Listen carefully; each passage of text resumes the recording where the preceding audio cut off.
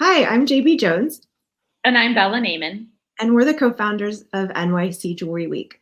We are excited to welcome you to our 6th year New York City Jewelry Week 2023. Welcome to our virtual talks program. On our YouTube channel, you'll get to enjoy incredible content that we've put together for you with the theme of iconography, looking at the past, present, and future of jewelry. You can see the full schedule on our website at nycjewelryweek.com, and we invite you to explore all the programs there. Thanks for coming. Thank you.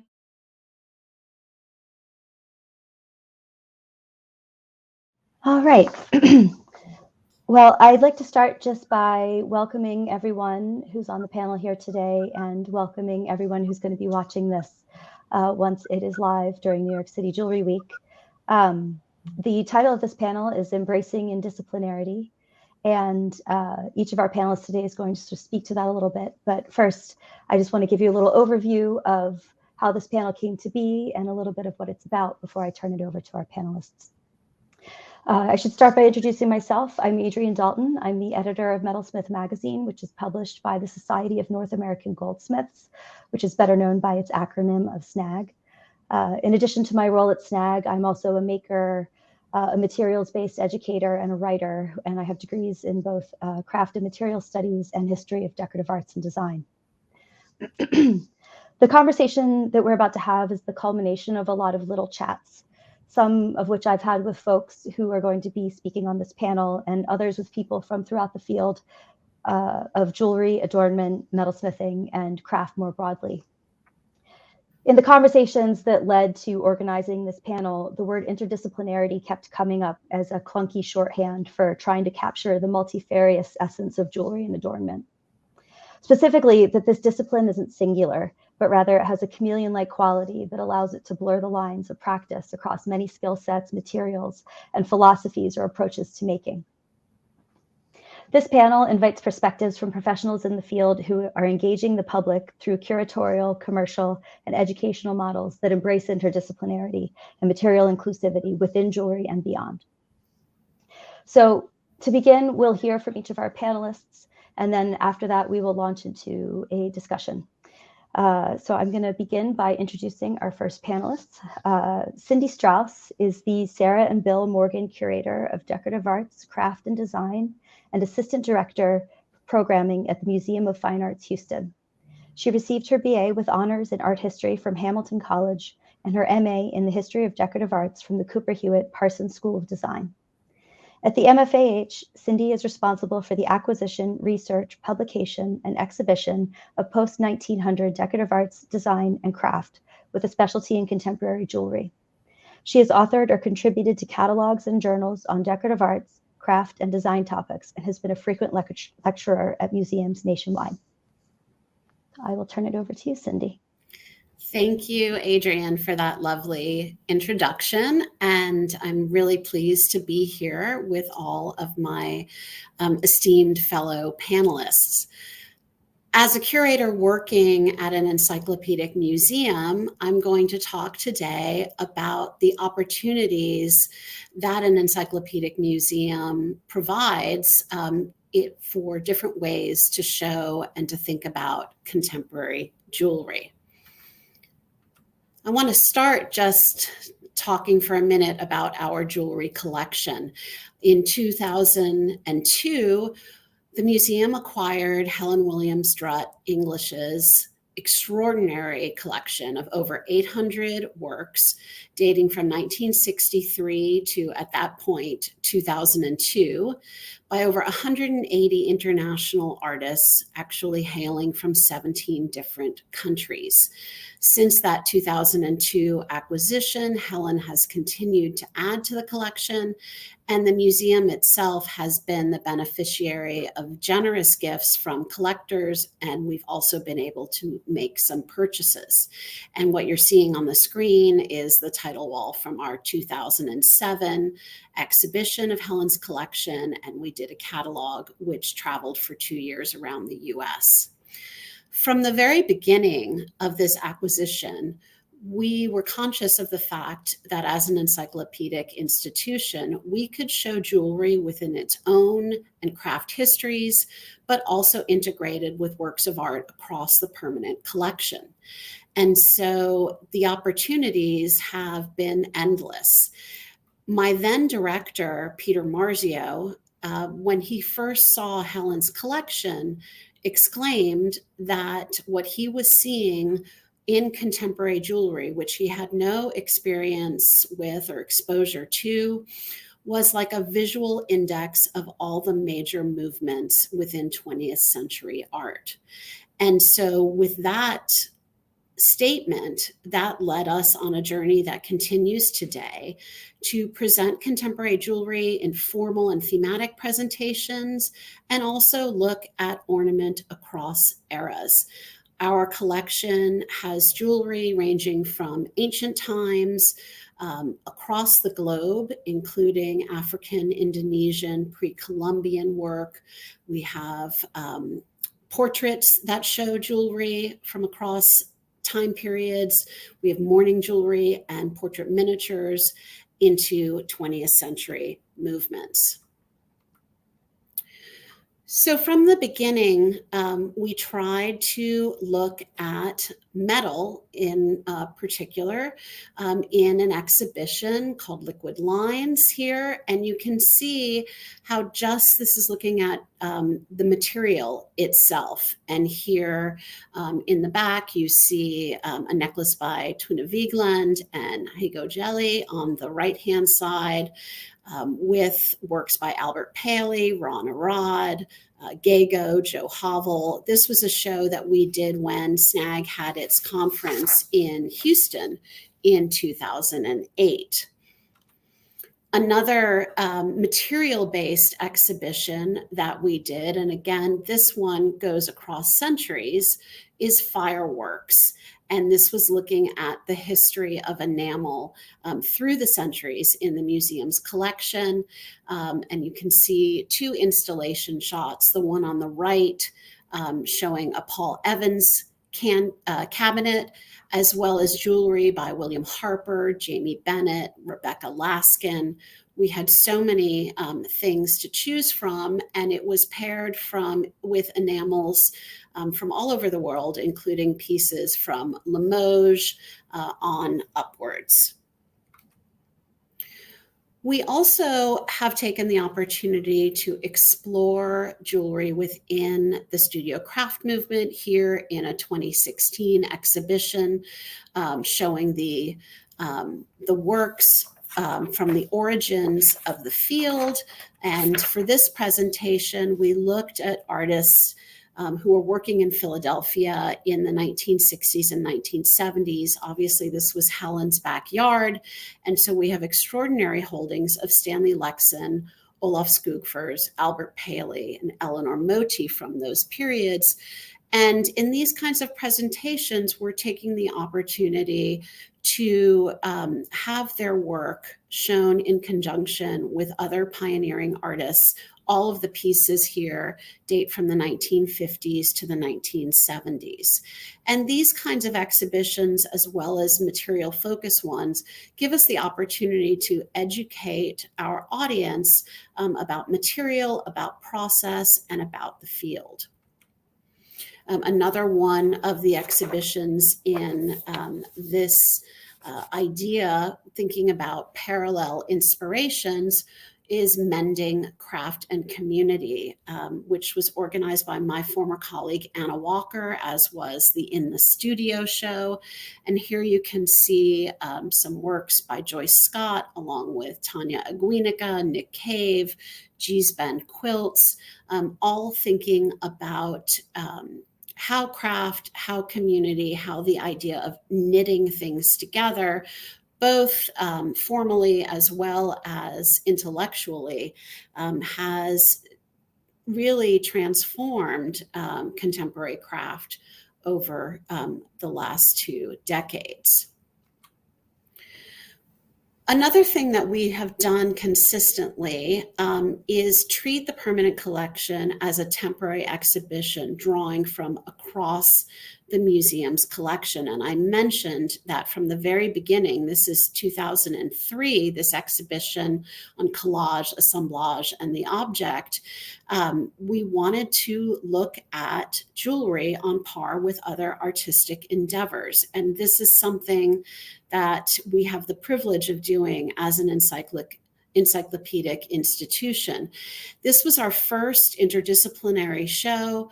We were very conscious not to force relationships or only use comparisons that were easily read, but we dove deep into artists' intentions, philosophies, and how they dovetailed with works that were being made in other media. And here you can see Judy Onofrio on the left next to the Kienholzes, and then a series of wall cases showing contemporary jewelry. And we're going to come back to this show in a few minutes. A couple of other examples of this: the Past Made Present, Contemporary Art and Memory from 2006. Again, these are early installations, and these were actually work in progress exercises in the form of temporary exhibitions. Here, Latin American, Asian, European, and American works in a thematic presentation, because we were already planning our new building that we'll talk about in a few minutes. One of my favorite shows, the Abstract Impulse from 2013. Just to give you a sense of a section dealing with abstraction and the figure. This was a really wide-ranging theme that allowed the curatorial team to really stretch its ideas. So here you're seeing Bruce Metcalf brooches paired with a Stoney Lamar wood sculpture, an Arshile Gorky painting, a Christopher Wilmarth sculpture, and an African mask made from a gas can. And when we had visitors come to this exhibition, they said, first of all, the pairings were surprising, and nowhere else had they seen a kind of installation or exhibition in which an idea was so inclusive of so many different media, all thinking about the same idea. And then finally, we've had this opportunity when we've had major traveling exhibitions to also mount corollary jewelry exhibitions. On the left, you see an image from Joris Laarman Lab, Design in the Digital Age. And on the right, Material and Meaning in Contemporary Dutch Jewelry. Joris Laarman is an innovative, revolutionary furniture designer from Amsterdam. And so we were able to point people from the major Laarman exhibition to the Contemporary Dutch Jewelry Show and vice versa, being able to show a wide range of creativity happening in one country. Now, as an encyclopedic installation, we have also come across what I would describe as common issues in cross-media installations. And I mentioned we were going to come back to this show. Jewelry, as we all know, has specific installation needs. It tends to be small in scale. And at the very beginning, my colleagues in contemporary art were concerned about scale. So as you can see here in this very first presentation of mixed media, we masked the jewelry so that it would not be just one case with jewelry next to other large scale works. And this was part of an ongoing education with my colleagues that has taken place over the last 20 plus years, not only on the history of jewelry, the artists, the ideas, the process and materials, but also on its power and installation and how we can work together to show them individually. And so I want to show you the difference, or sort of how far we've come. This was 2003. And here is our new installation from August. And you can see in the center, in the back, this is a case with two necklaces that we'll see a bit later by Bernard Schobinger, but here next to a massive Gilbert and George work. So we've come a long way in terms of learning and thinking about the scale of jewelry and how it functions. I mentioned that a lot of these exhibitions were in preparation for our new building, which you see here, which opened in 2020. This was the first time all of us in Modern and Contemporary were going to have our own permanent collection galleries, which are on the second floor of the building. And the entire third floor of the building is dedicated to interdisciplinary exhibitions. So in our craft galleries, I'm showing you our dedicated jewelry case, which is only one way that we show jewelry. This is a recent installation from August done by my colleague, Elizabeth Essner, thinking about different themes and ideas in contemporary jewelry from an international perspective.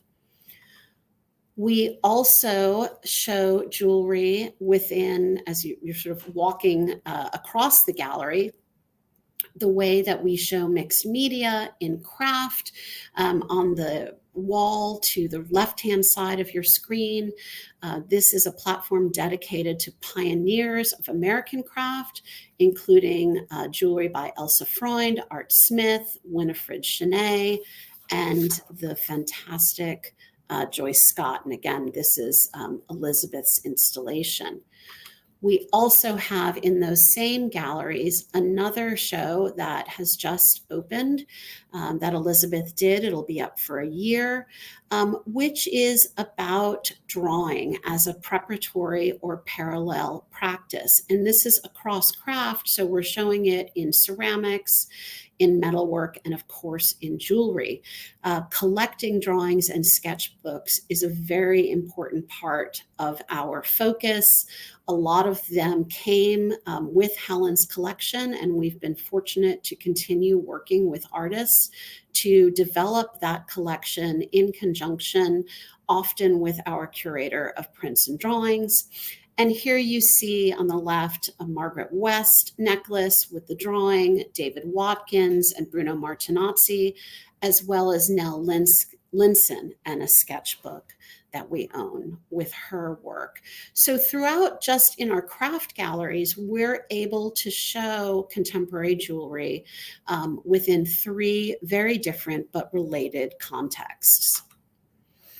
On our third floor, we have some new thematic presentations that were just installed in summer of 2023. And what I'm showing you here is Contested Landscapes, which is an exhibition that redefines landscapes through an ecological lens and takes on the issue of climate change. So a theme that's very current. And you're seeing a case here on one side with Kat Coles, two pieces of her work, and then there's a Jennifer Trask on the left-hand side. And again, with these kinds of installations, we are not forcing anything, but rather because, as I've always said, jewelry artists are looking and responding to the very same issues and prompts that artists in all media are. And so it's very easy for us to have a theme and be able to come up with jewelry that will fit into it and be side by side with photography, prints and drawings, paintings, and sculpture. Here you see Hidden Histories, again with those two Bernard Schobinger necklaces on the right-hand side. Hidden Histories is just that, an exhibition in which individual works of art tell us something about the past and reveal something about the place in which they were made. We also have a new exhibition called Love Languages, in which we have dove into the language of art as a conduit for love. And you can see in the background there a Keith Lewis necklace that is perfectly in fitting with this theme. I think one of the favorite installations on our third floor, which we did for our inaugural presentation in 2020, which remains up, is one that looks at the idea of line into space and volume. And we have a lot of jewelry in this installation, as well as a sculpture that you see on the left-hand side by Tuna Vigeland.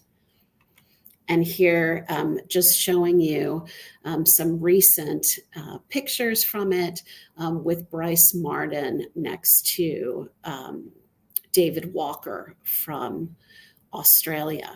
So what have we learned over this past 20 years? We've learned that jewelry can play a vital role in presentations across media and across time. And I'm just giving you a taste of all of the various ways we've installed contemporary jewelry over the past 20 plus years. We are, through these various installations, educating our audiences about jewelry's importance as an art form.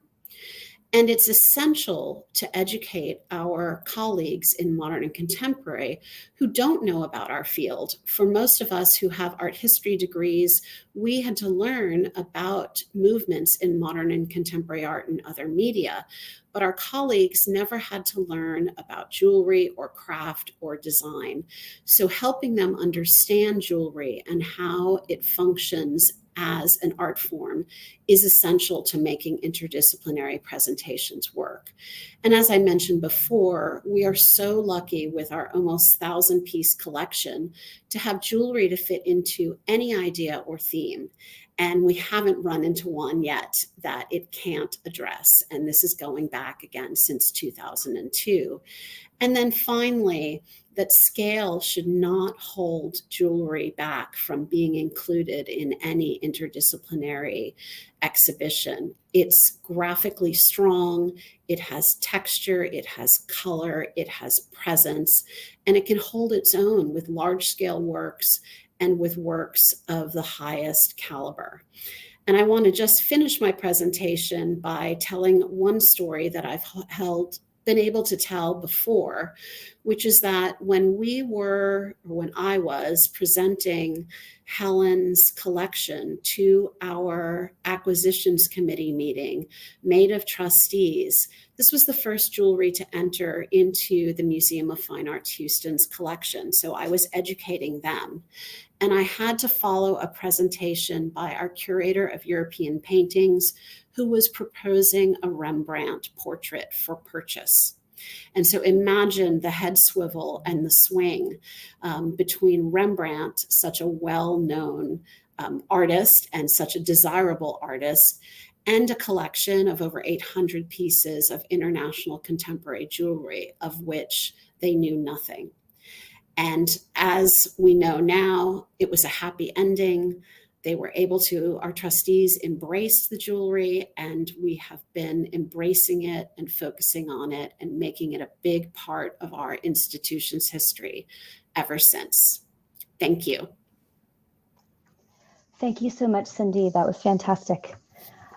So adding to this conversation next will be Maggie Smith. Maggie Smith is a curator, artist, community leader, jewelry enthusiast, and co-owner of Dransfield Jewelers since October of 2022. She is invested in connecting Dransfield's customers, neighbors, and a wider jewelry community to enjoy and think about exceptional handmade work. Maggie is also the director of children's programs at Code VA, a nonprofit she co-founded, where she uses craft to introduce kids to computational thinking. I'll go ahead and turn it over to you, Maggie. Thank you so much. So as Adrienne said, I am the co-owner and curator at Dransfield Jewelers, and a little bit about my background. My education and early professional experience was all through art education and out of school time areas. So not in a formal classroom, but at a community center or a museum or a gallery. And I became a huge fan of jewelry and adornment. And part of the reason that I fell in love with jewelry is the many different variables that go into creating it. And I feel as a curator with jewelry, you have a very special role where you are more of a connector between the maker and the wearer, because it's such a special piece to the maker as they're putting their creativity and their skill and their craftsmanship into the piece. And then it's going to be transformed by the wearer, and there's this loss of control. And how do we connect the sentimentality that the maker infused to it to the sentimentality that the wearer is going to infuse to it? So all of that being said, purchasing a fine jewelry store was not kind of where I saw myself moving. But I had this golden opportunity. My close friend, now business partner, Katie Sellers, began working at Dransfield Jewelers during the pandemic. And in January of 21-22, Don Dransfield, the owner of Dransfield Jewelers, decided to retire. And Katie said, let's do it. Let's buy a jewelry store. And we did. And this was really a magical moment for me, because I was like, this is it. This is where I can really connect with communities and say, look at all of these amazing jewelers and look at this great work that they make. And how do we engage the community with these folks? And so it's been 1 year since we purchased the store. The sale was final last October. And going into buying a business with this much history, every tiny decision matters. Every tiny decision has a certain weight to it. And I think what I have learned is that you can have something that sounds as pigeonholed as a fine jewelry store. And there's a lot of interdisciplinary action within the fine jewelry store. So we're excited, we're happy, but what did we just purchase? So this is the lovely Don Dransfield and his first staff member, Ann Chamberlain. So we bought a 30-year-old existing store that does several things. So within this one business, we create custom pieces. We do repairs. We offer work by studio and art jewelers. We have pieces that are created by vendor manufacturers. We offer customer consignment. And we also have estate jewelry. So there's this dichotomy of different work, but it is all jewelry. And we have really, really traditional items. We have contemporary work, and it is all in the same little ecosystem. So how do we continue to connect and build our community and honor the history that Don has put in? And I think our awning and our signage is kind of a good metaphor for how we are facing these questions of inclusivity. So here's our awning. Less than 4 days after we purchased the store, we were up on ladders. We were going to scrub that thing. As you may have remembered from a previous post, it was literally growing moss. We were like, we are cleaning this up. We're freshing, like everything's going to be sparkly. It's just disintegrated in our hands. So here is the giant Dransfield logo. Here's a large visual piece that has been on this historic street for years and years. And as soon as we try to brighten it up, it disintegrates. So we have to pivot. We get rid of the Dransfield awning, but we don't just take it down. We discussed it with our landlord. We discussed it with the community. There are people who live above our store, and it greatly impacted their living environment. And I think it's really important to register that the decisions that we make as a business owner doesn't just impact what happens within our jewelry store. It impacts various communities around us. So the apartment above us has a lot more light now. We have a lot more light now. And my wonderful business partner, Katie, made us a great sign.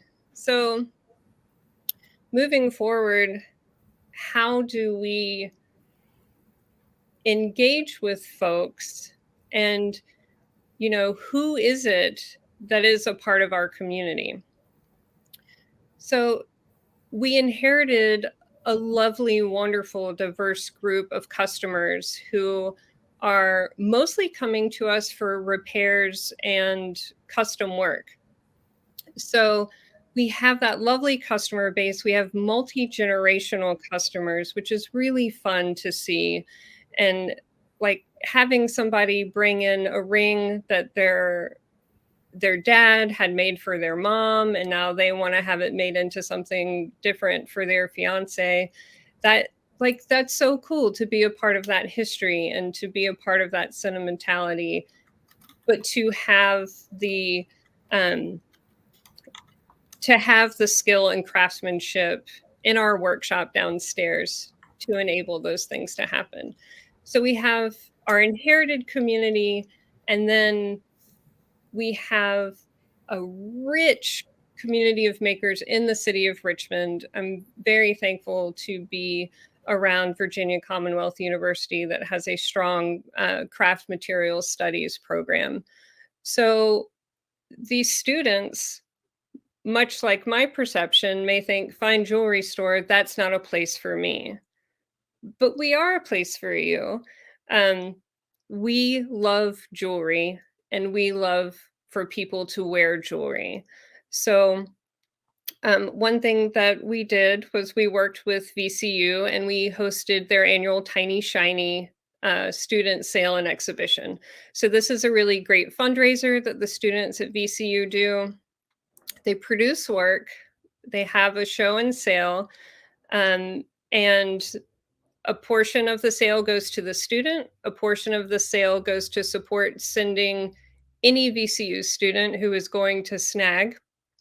And then there's another portion of the sales that go to a nonprofit organization that the students choose to support that year. So this was a really lovely way for us to kind of have an event and say, hey, come on in, come see what we have.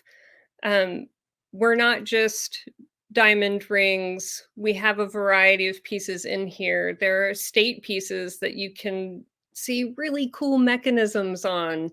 And we have newer pieces from studio jewelers from all around. So come look and see just all the different cool things that we appreciate going on with adornment. So another question is, how do we engage with our community? Another community we have is our makers. And these are relationships that Katie and I have built over years working in art jewelry, and also new relationships and new makers that we meet by seeking new makers, and really trying to be in tune with what is happening in the adornment community. And before, when I was talking about all the tiny decisions that add up, so if we have a limited budget and we can't really bring in a ton of we can't afford to go out and buy work from a ton of people, maybe some folks can consign with us, maybe some folks can't. So we have to be really intentional with that budget to make sure that we're not like, oh, we want a big name. Let's take our tiny budget and get 3 pieces from this big name. No, let's take our tiny budget and let's go to someone who, like, we see great potential in, but maybe isn't in a ton of galleries. And let's do a wholesale purchase from them and really try and support our community and get people out there. And so we also we want to engage with the jewelry community as well as our neighbors and our traditional customers. But some ways that we are getting outside of the store to help bring in new perspectives into the store is working with photo shoots. This is like my favorite thing to do. We'll have a stylist come in and they'll want to borrow something for a photo shoot. And of course, I'm like, yes, I will bring it. So I can see their creativity and what they're doing and the other pieces of adornment that they're using. And that's a really rich way for me to engage in our local community. Also, things like this, speaking with colleagues at New York City Jewelry Week, and listening to people speak and seeing other exhibitions and taking every opportunity I can to soak in what's going on around us, so that we can help bring in a variety of makers and materials and just know what's going on and see what is available for us to bring into our space. We did a big renovation. I'm hesitant to say renovation because it was mostly superficial. And this looks like, oh, you made the store brighter. But again, this is a place where we had all of the tiny decisions that really add up. And we want people to be comfortable in our store. We want our store to be a place where people can be as excited about jewelry as we are, and where we can share different aspects of jewelry, different makers, different styles, different materials, and really have conversations with people. So the main design element that we took away from the original store is it is no longer employee on one side of the case and customer on the other. The whole store, everything is 360 except for the wall cases. But we really want to have that conversation with folks and engage with them rather than talk at them. So the design of our store was very important to us, and being mindful of, what is it like to walk into a jewelry store? So how do we take what has been seen as a fine jewelry store? This is where you go for your engagement ring for 30 years. To be honest, I worked across the street from Dransfield in my early 20s, and I definitely was that's not for me. I have no reason to go in there. I don't need gold and diamonds. And we have customers who think of us as strictly fine jewelry, although Don Dransfield has always had a component, whether, it has ebbed and flowed as to how many art jewelers or studio jewelers he had in the showcases. But one way that we are super excited to bring and introduce to our customers and the community that have been served by the store for 30 years is we created an exhibition space. So what you're looking at now is the current show by Brian Parnham. And these brooches are about 4 inches by 4 inches. They're photo etched zinc that are mounted in silver. And he's added some paint to these pieces. And the response has been fascinating. This is our second exhibition in our space. And some people walk right past it. Some people are immediately sucked right into it. The idea that this is wearable is kind of like you can see the gears turning in some folks' heads. And there are also people who have come just for that. They beeline to it and they go right back out. So it's interesting to see the variety of people who come in, who's interested in it, where that takes them. We carry we carry other work by Brian that is a little bit more wearable. And so this is kind of like a way to open, thoughtful conversation about what is adornment. So this is my little jewelry box. We took this little nook that existed, this little archway. It's 2 feet deep. It is 6 feet wide and 8 feet tall inside of the jewelry box. And with the constraints of a fine jewelry store, everything has to be under lock and key. So in my brain, coming from a community-based practice where I want everything to be touched and felt and all of that, I had a really hard time. Like, how are we going to do exhibitions? Well, now we have a giant jewelry box that we can open, and with somebody there, we can invite people to come in and experience it. So we can invite the community in, but we also are inviting artists in, and we've got this cool space that is a little different than other places. So how do you want your jewelry to be displayed in here? How can we make this an installation for you? And how do we make displaying jewelry an interactive experience? So these are all a lot of questions and challenges that we have kind of coming at us as we move forward. And I think having 2 shows under our belt and being able to bring in a handful of just really amazing jewelers and getting their work out there and kind of going in the ebb and flow of more or less studio jewelers or custom work. I'm really enjoying trying to figure out how we touch on all the tiny different areas of jewelry in one spot.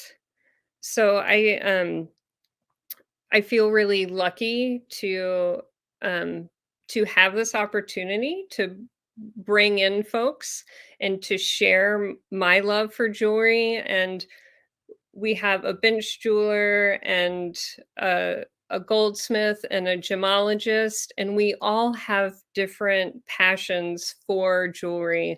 And it's really lovely to see all of us come together and able to have thoughtful conversations amongst ourselves, but also with the folks who come in the store. So the learning curve for me has been tremendous, but I love it. I love being able to learn as much as I can and to share as much that I gain with other folks. And my poor partner, like, he's probably overhearing all of the exciting things that I keep bringing home. But I learn more and more, not only about fine jewelry, but also about art jewelry and really seeing different perceptions because the people who come in are just so varied and different. And I really love experiencing their perceptions. So thank you so much from the crew at Dransfield. We really appreciate being included. And that is all. Thank you, Maggie. Okay, so next up we have Jennifer Navamilican, who is the Executive Director and Chief Curator of the Museum for Art and Wood.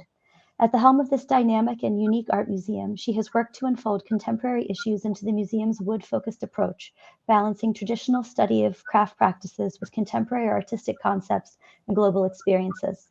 Milliken studied for her BA in art history at Western Washington University and her MA in art history at the Hebrew University of Jerusalem, Israel. Throughout her international career, she has curated dozens of exhibitions for museums, galleries, and unconventional spaces. Before joining the Museum for Art and Wood in 2018, she worked as an independent curator and consultant following her tenure as Curator of Craft and Design and Interim Curatorial Director at the Bellevue Arts Museum in Seattle, Washington. Prior to joining BAM, she established Inter Alia Projects, a curatorial enterprise that fostered dialogues surrounding contemporary art, studio craft, design, and new media through site-specific pop-up exhibitions, gallery programming, writing, and advocacy for artists practicing in these fields. She has been an embedded staff member at several cultural institutions and museums, among them the Museum of Arts and Design, New York, and the Israel Museum in Jerusalem. Thank you, Adrienne. And thank you so much, everyone, for being a part of this discussion, which is so vital and rich. I'm going to start following that introduction and launch right in how my career really launched with contemporary jewelry as I left an encyclopedic museum and began curatorial projects in extremely unconventional spaces with no budget whatsoever or backing beyond that of my partner. The perfect platform for these projects really seemed to be contemporary jewelry, not only because it's situated at this perfect position between art, craft, and design, but also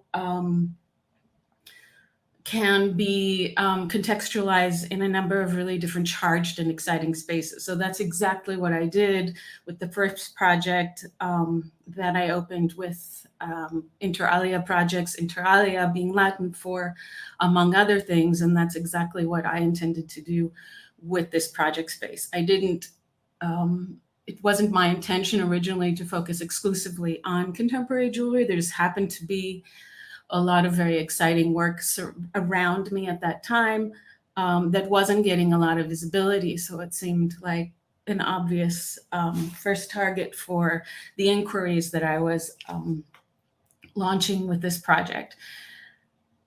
Let's see. So the first exhibition speech featured 15 artists, mostly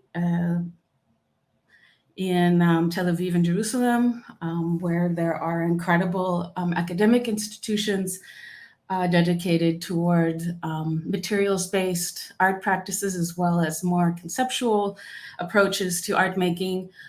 There are few divisions really elucidated between craft or conventions of function.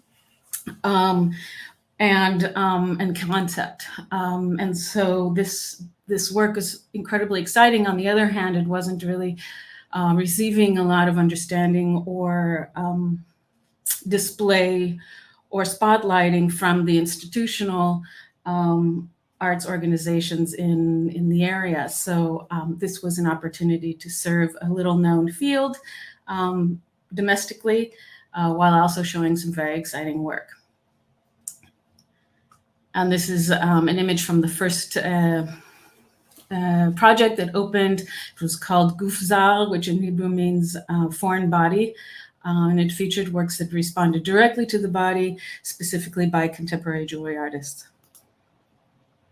The next project was taken out of the art space and into the charge space of the studio. And the idea was to tread the fine line between art spaces of making and kind of demystify the fact of work and labor that goes into making contemporary jewelry, but without completely giving away the messiness of the process. And so we set up a roving exhibition that traveled to 5 or 6 different locations, set up in 5 or 6 different studios, and allowed the public to, even if it was in a residential studio like this one seen here, the public was allowed to come in and view the works and access them. And you'll see that they are displayed in illuminated drawers that also serve as the exhibition gallery itself, in a way. There is a slight remove, but they were also positioned intentionally at the scale of the body in proportion to the body. So these are all sort of waist height, which would allow the visitor to come really close to the work and kind of position it in relationship to the body, to without wearing the work themselves or participating in adornment, being able to consider their relationship and scale to the work. Jumping ahead to a project that took place here at the Museum for Art and Wood about 2 years ago, which positioned the discussions of contemporary jewelry in a completely different context. Like the original spaces that I was working in, contemporary jewelry has a lot of awareness within certain art-making spheres here in Philadelphia, Pennsylvania, where we are located. Additionally, being at the helm of a museum that is not encyclopedic at all, rather really devoted to one specific material that comes with a lot of discursive territory as well as physical tradition and discussion, we began to build a collection of contemporary jewelry quite modestly in and around the material of wood. And this was a way to showcase that and also build on the small number of pieces in our collection.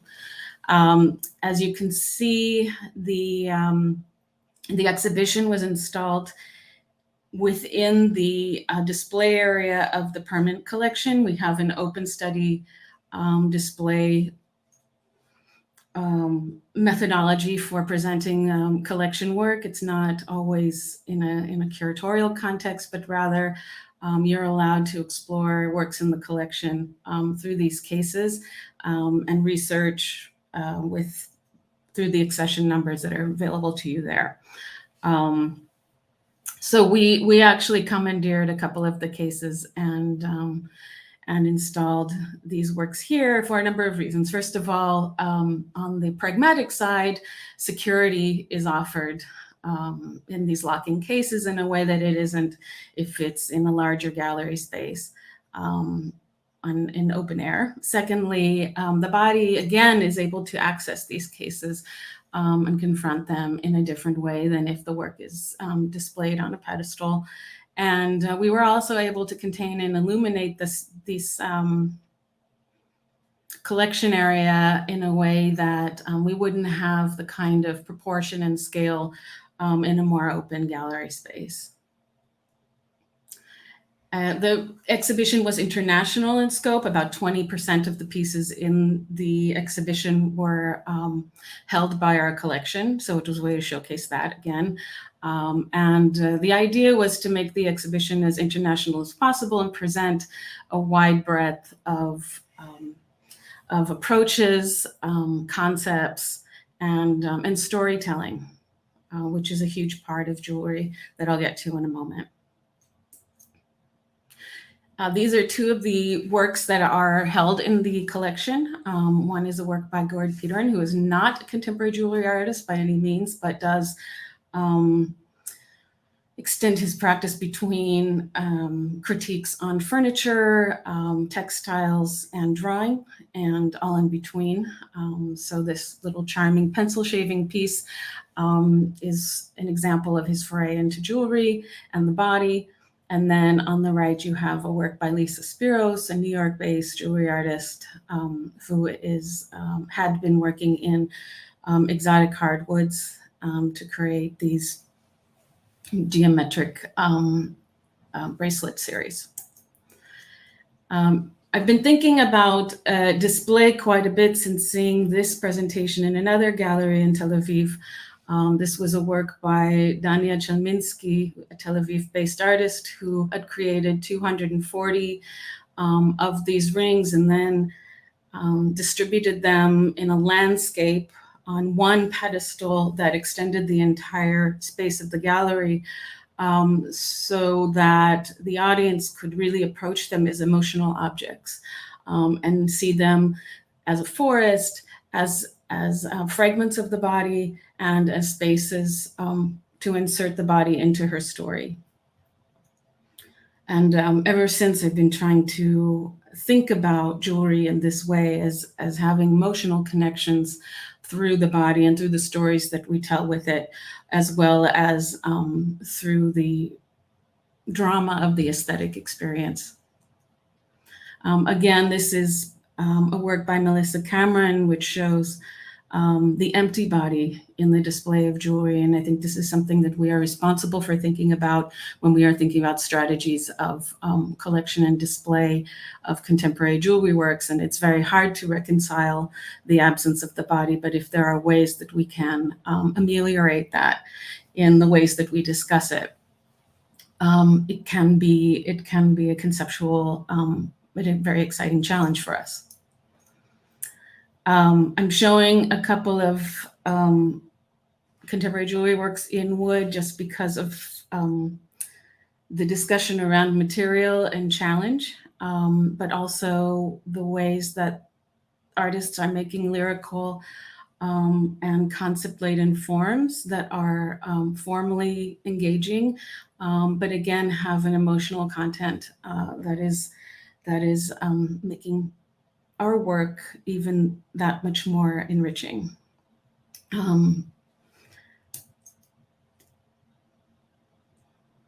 A work by Stephen K.P., which is lovingly carved. It was important to, in displaying this work, it was important to seek out work that had been made not centering the material of wood like a supplemental gemstone, but actually involving a certain amount of dedication of skill and labor on the side of the artist to learn woodworking techniques and then embody them in the works they were making. And of course, the work by Julia Harrison, which relates directly to the body. Backing up a little bit, in speaking about interdisciplinarity of jewelry, I think that the field would really benefit from some thinking about different stories and the way that jewelry connects between generations and traditions and identity. We, in the Western world, we tend to focus on Western traditions of jewelry as exchange, as currency and value. But on the other hand, there are many more stories out there to consider. Jewelry is often looked at as a form of protest. And how can we better represent those stories as well? It takes place on the street. It takes place in childhood. We make friendship bracelets for each other or make wreaths and necklaces out of materials of nature. So how do we connect those to our exhibition practices? And then also additionally thinking about the ways that technology intersects with the body and ornament, and what kinds of discussions do these raise in our work, and how are we responsible for sharing those stories with our audiences? And that's it. Thank you so much. Wonderful. Thank you, Nava. I appreciate that. And so we've sort of been expansively moving through our panelists here, and our final presenters are Funlala Coker and Corey Pemberton, whose bios I will read, and then I'll let them talk about their projects. Funlala Coker is a metalsmith and sculptor from Lagos, Nigeria. Coker's work follows research threads in the realm of recollection, imagination, and the surreal. Embracing the literary style of biomythography, Funlala builds narrative sculptures that call on nostalgic memories and moments of the mundane that are held dear.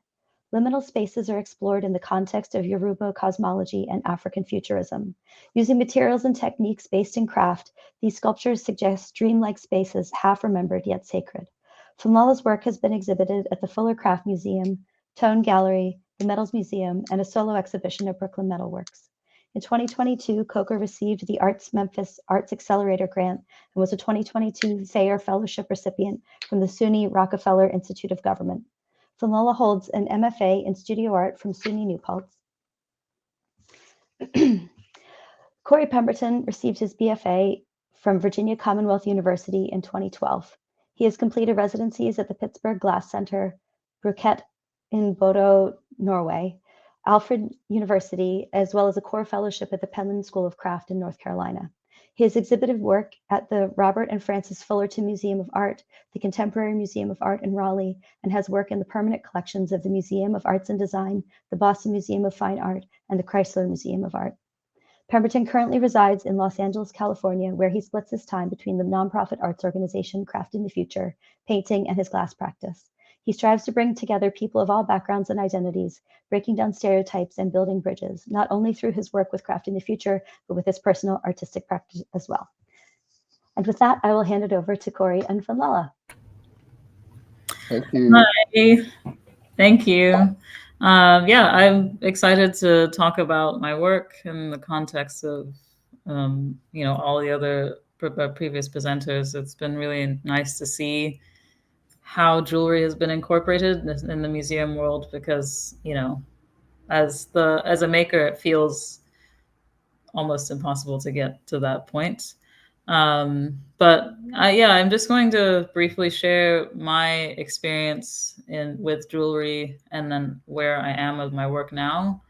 My introduction to the field of metalsmithing was as an object maker. And so I never actually got to make jewelry in undergrad. Most of my jewelry experience came when I was getting my MFA at SUNY New Paltz pretty recently.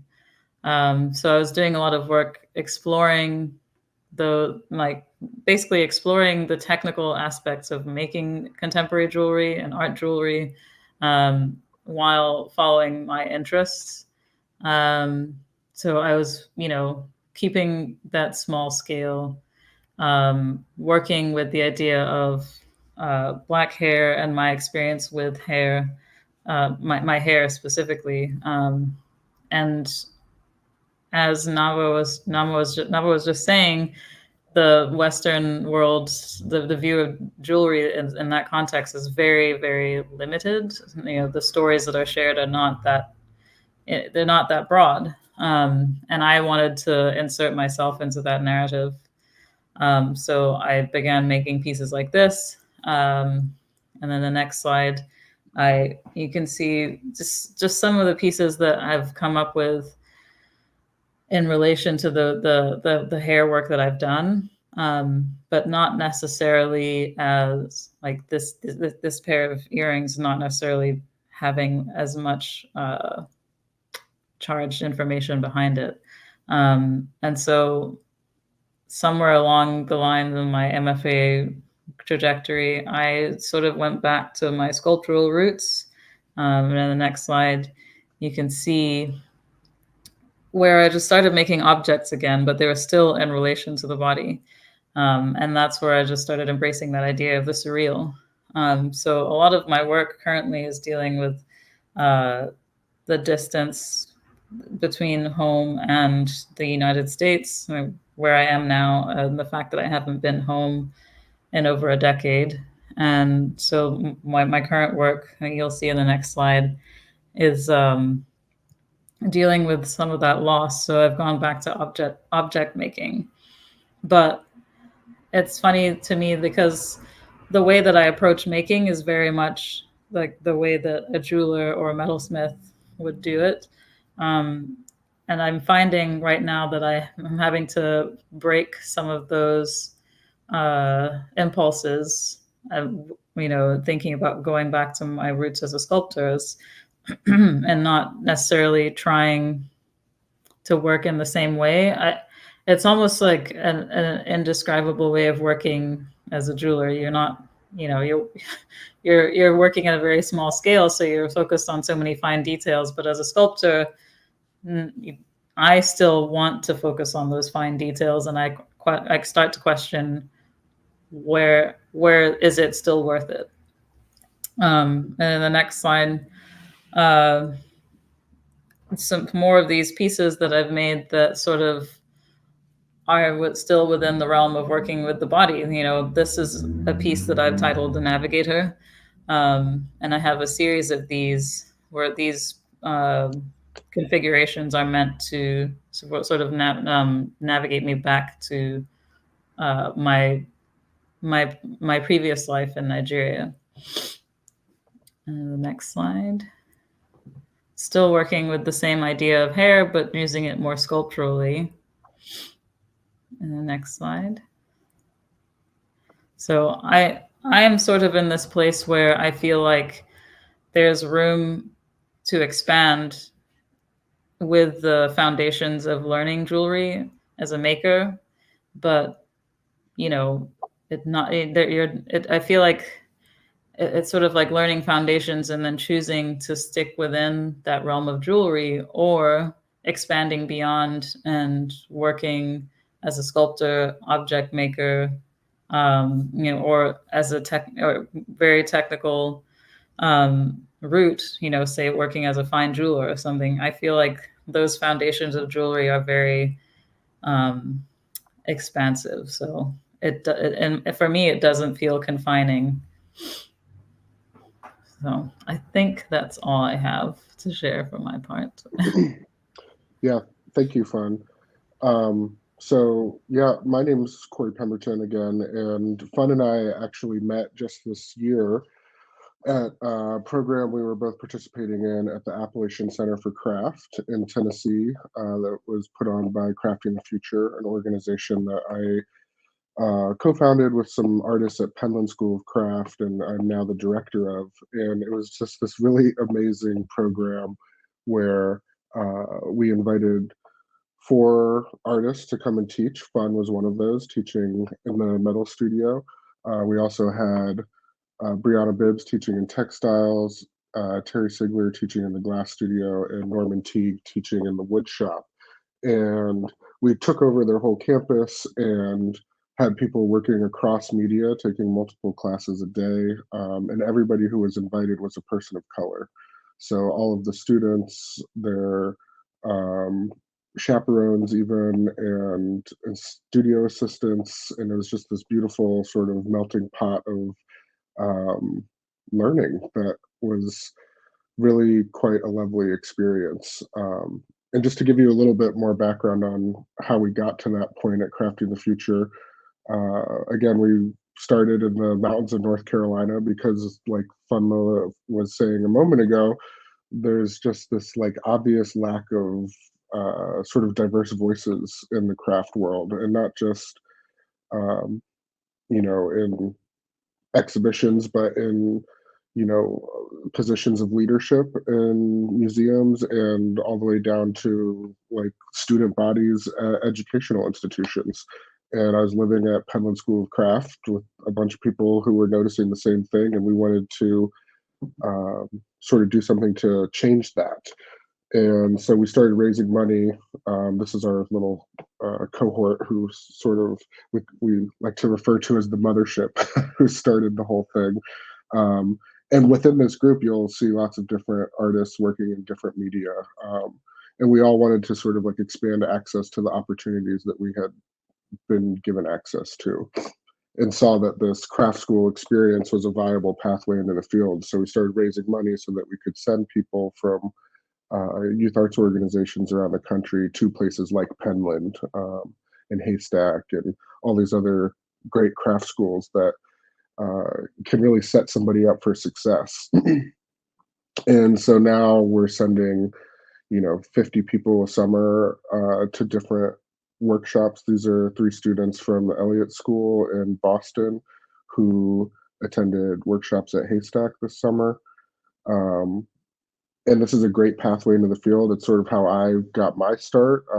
I don't work with metal, but I have worked across lots of different media, and got my first job as a glass blower from an instructor whose class I took at Penland back in the day.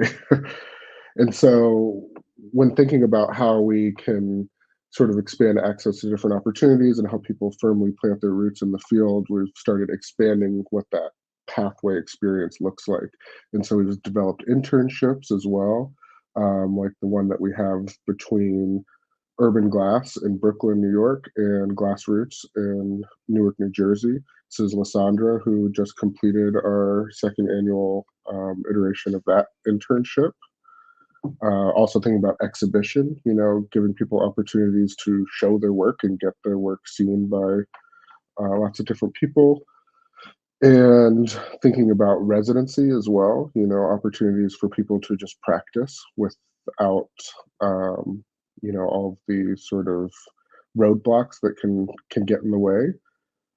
This image on the left is of our new studio space in downtown Los Angeles, where we host 2 residents at a time, 6 months each. They get free studio space, material stipend, and mentorship. And on the right is Tarek Gutierrez, who is our studio coordinator.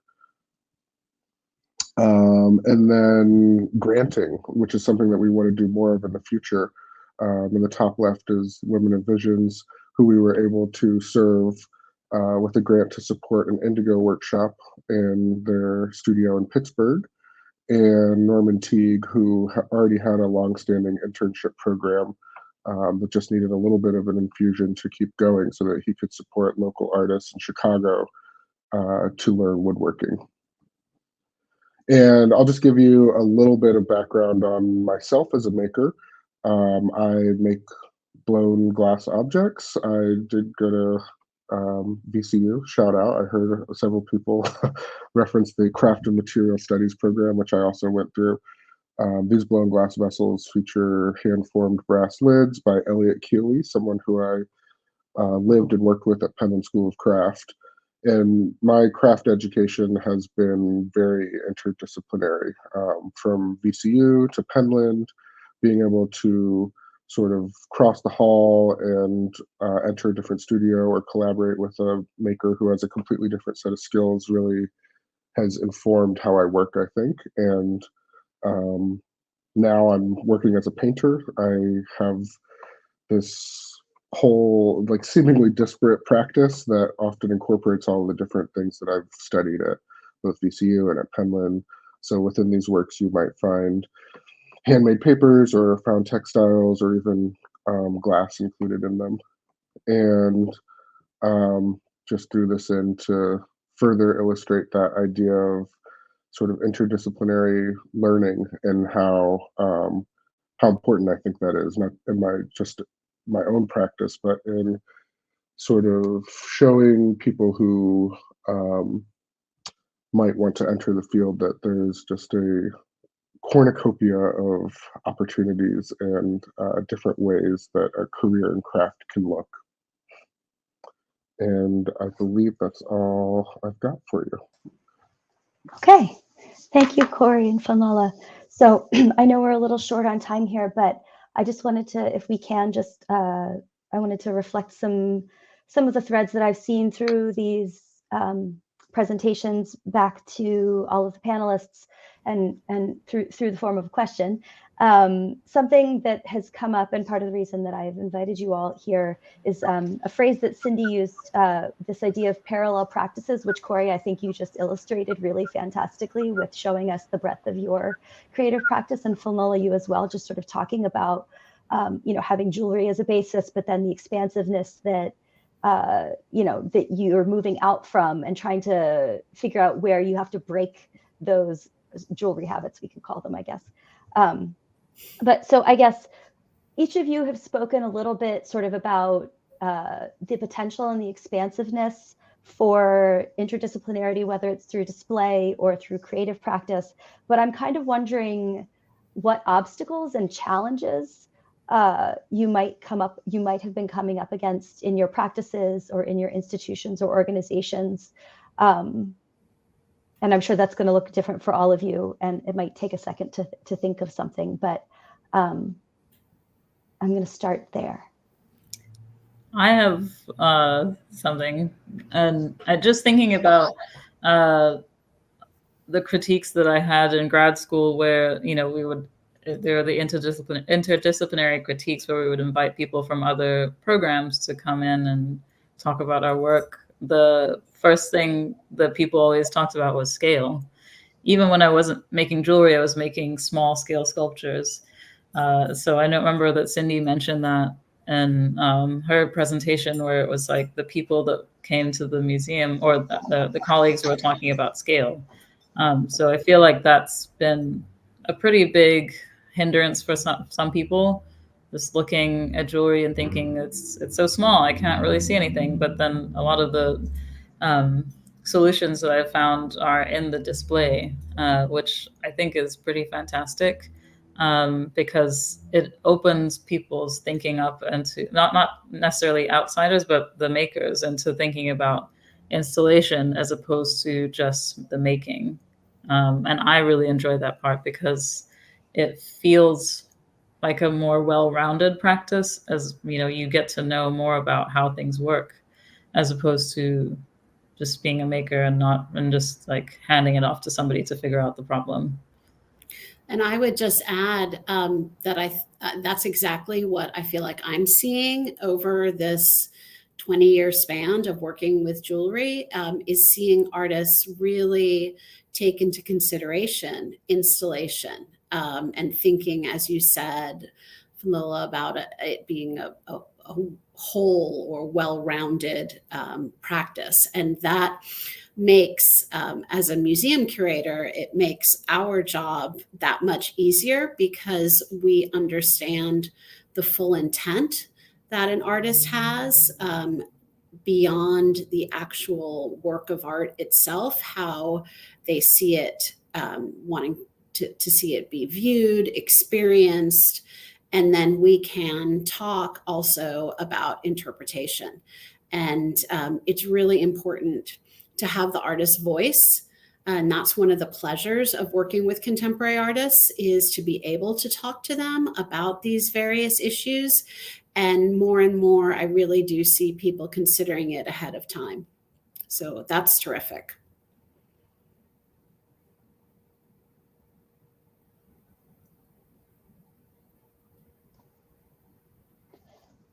Sort of in the same vein of this question, for those of you, Nava and Maggie particularly, who are interfacing with kind of a different audience than maybe a maker or sort of in like an encyclopedic institution, and Nava, I'm thinking of you particularly, when you're in an institution where there's, there's a media specific assumption that many of your audience members come to your space with. And same thing with Maggie, if you're in a jewelry or fine jewelry gallery, people are coming into those spaces with certain assumptions about what it is that they're going to see there. And I'm kind of wondering, like, what kinds of feedback or comments you may have gotten from your constituents. This is a great question, because I think every context offers a different experience and a different dialogue. And I will say that here at the Museum for Art in Wood, that assumption of the material and techniques that we're working with provided this wonderful cushion for experiencing these works that occupy, in many cases, a really different scale, let's say, from what people are more accustomed to seeing, which is more sculpture or furniture, or objects that relate to the body in very different ways.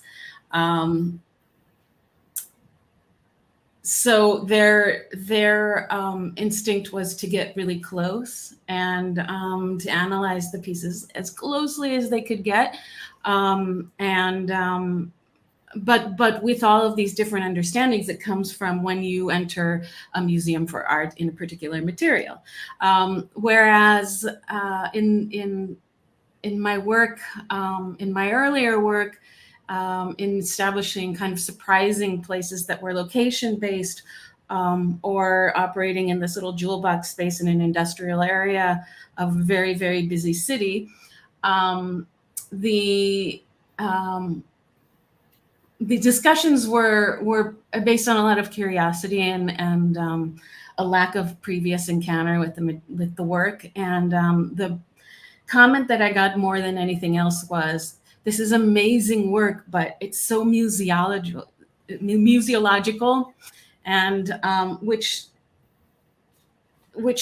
conveyed to me at a really early time in working with contemporary jewelry that we have a lot of barriers to work through, because people don't see these objects in their homes or on themselves. They see them behind cases, whether it's one case in one context or another case in another one.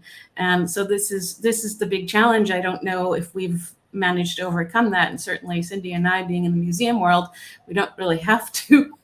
But it is something that's very much on my mind. I think something that I've experienced in our store has been just that people who are not familiar with the materials, and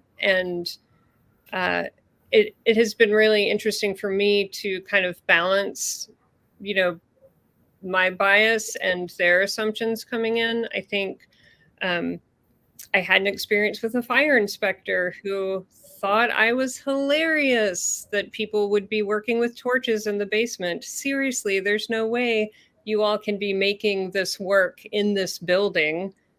Humans don't work with this. And so I had to be like, no, really, there are women using torches in the basement right now. You should probably check that out as the fire inspector. But his perception of jewelry was that it wasn't made by humans, and that there was no way that could be done in the building that we were standing in. And another interesting perception, the brooches that I showed by Brian Parnham that are on zinc, I had a person ask, "Is that safe to wear? Is zinc safe to wear?" And so I was like, ooh, this is fascinating. Let me ask some questions. And their perception of the metal was kind of that of an old school pewter, maybe where it had some unsafe components to it, like it might have some lead in there that made it not really safe to be worn close to the body. So it's a fascinating kind of give and take and sharing of information that I'm fascinated by, and just hope to continue to engage with folks more. Thanks, Maggie.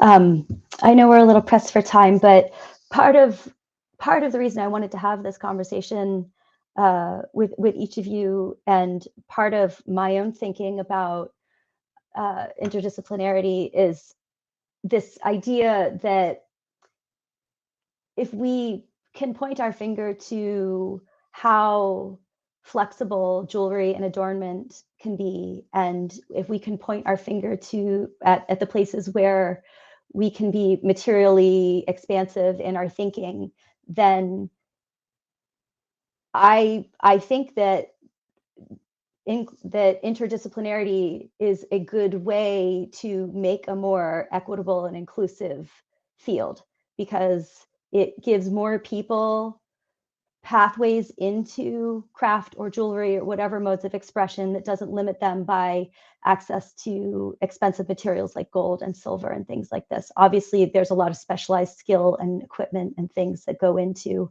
a lot of these practices. But this is in my mind when I'm thinking about this conversation.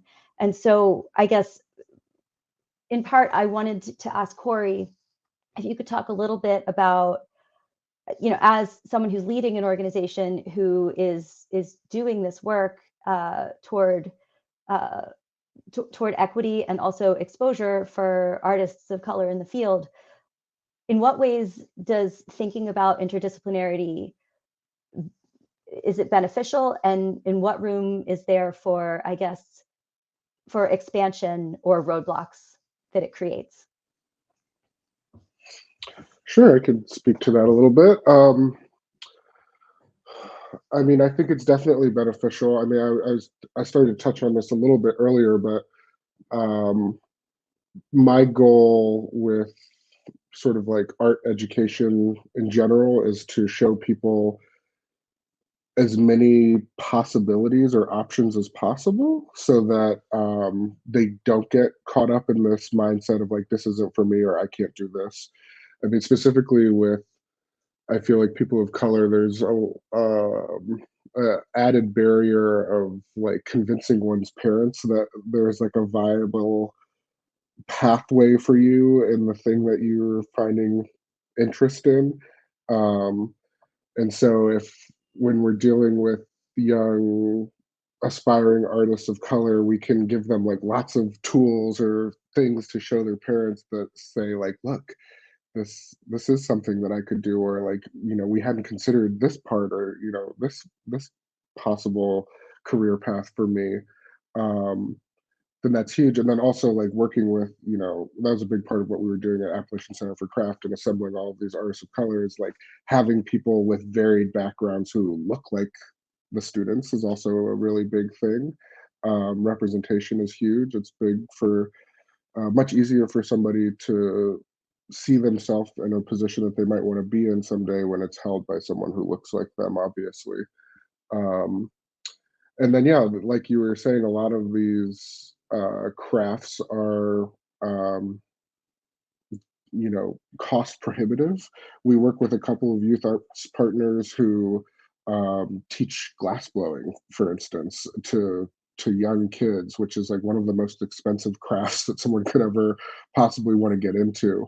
And when we partner with those schools, I'm very clear when working with the students and their mentors to say like, you can explore other things, like just because you haven't done weaving before doesn't mean that you can't go take a weaving workshop. And like, yes, I know your school is teaching glass blowing and you think that like that's not something that you can continue to do in the future, but you don't have to. The school teaches like all of these different things, and you can go learn one of those other things and explore that, so yeah, I think that it's definitely a way forward to think about, again, just offering as many sort of options as possible to people who are thinking about entering the field.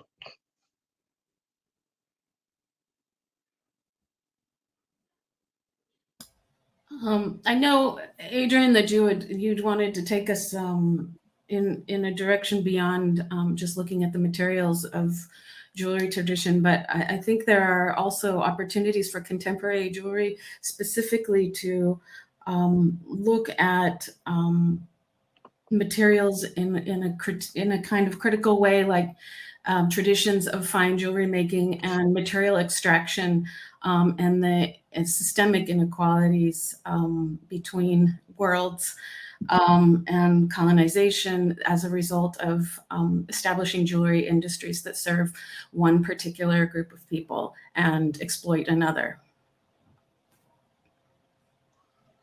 Absolutely, yes. I feel like that is a whole other, like we could have 2 to 3 panels just on that topic, and hopefully there are other panels on that topic happening simultaneously to us. Yes, yes. And that, I mean, that is, thank you, Nava, for bringing that up, because it's part of this conversation, and it is, I mean, at least, I mean, maybe, I don't know if I can be objective because of just what my role in the field is, that I'm seeing a lot of things happening all over the place all at once. So maybe to me, they seem more apparent than they are to other people. But I do see those conversations happening on a lot of different levels with with a much higher frequency than I have when I started in this field, 20 plus years ago. So I have hope that, we can get there. I know that we are closing in on time, but I just wanted to give you all an opportunity to have any final remarks, or if any of you had any questions that you wanted to ask each other or any things that came up. I just wanted to give space for that.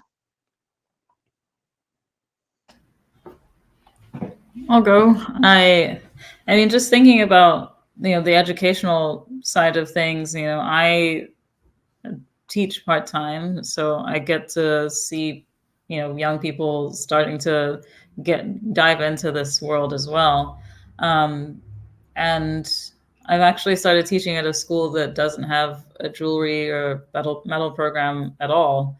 And so I've sort of introduced adornment and jewelry into my sculpture class. And so for me, I'm just trying to, serve this new media or way of working to people as not necessarily just like, oh, it's just jewelry. It's like, yes, this is part of sculpture. And that's how I've always thought of it. I had my first critique today with people who'd never done jewelry, and it was pretty incredible watching them come up with different solutions without having any of those preset, notions of how jewelry should work. I mean, obviously, I've given technical demonstrations and things like that, but it was just really refreshing to not have any of those hangups of like the way that jewelers are used to working, I guess. So I feel like in some ways that is also hopeful to introduce it and have those limitations for myself. Like, all I could buy for the students was a jeweler's saw and some pliers and a sheet of brass, and then they just went with that. So it's kind of exciting. I love that. I love the this thing that you're talking about. It's like when you're trained as a jeweler, you get you get indoctrinated in this way into certain modes of making. Yeah, it's like, oh, I have to make this, and I can only make it this way. Yeah. I would just add to that, as a curator who came to jewelry, well, almost 10 years into my education and career, that was definitely, I think, something that benefited me. I had so much to learn, and it took me a long time to get up to speed, and I'm still in a continuing learning process, which I love.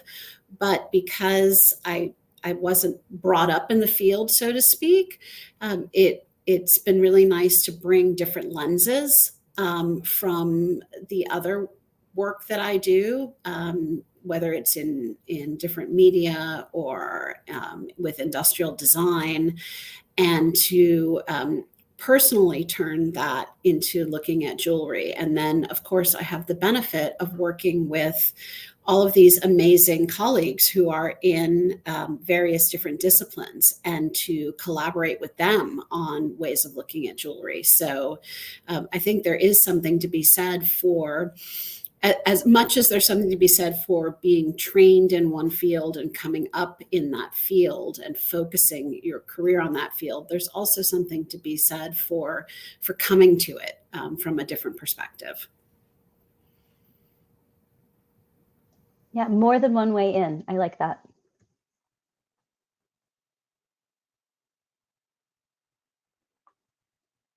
All right. Well, it is. We've been here for a while together now, and I know some of us have other things to do. So I just want to thank everyone again for joining in this conversation, for sharing your practices and your careers and your work with us.